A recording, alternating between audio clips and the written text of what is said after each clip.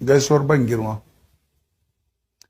Duk tsawancin rayuwata ni mutum ne da na imani da ƙasarmu Najeriya. Na yi imani da cewa Najeriya za ta iya zama ƙasa ɗaya mai baiwa kowane ɗan ƙasa ko 'yar ƙasa damar yin fice ga al'amarinsa ba tare da bambanci ba. Na yi imani da cewar Najeriya tana iya zama ƙasa ɗaya mai ƙudurin alheri ga dukkan 'yan ƙasa.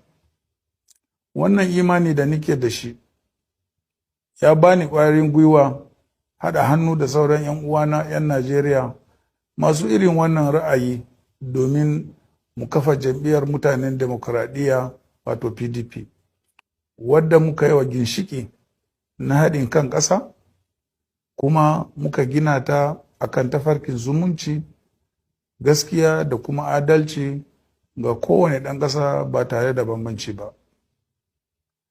Jam'iyyar PDP da muka gina ta kafu ne akan tafarkin demokradiyya kuma ta aminta da bin tsari irin na demokradiyya a cikin duk tsare-tsaren tafiyar da al'amuran yau da kullum na jam'iyyar. Wannan manhaja ita ce kawai za ta iya shimfiɗa mulki na gaskiya da adalci a ƙasarmu Najeriya. Yin haka ɗin shine tubalin ginin sahihiyar ƙasa mai haɗin kai wadda duk 'ya'yanta za su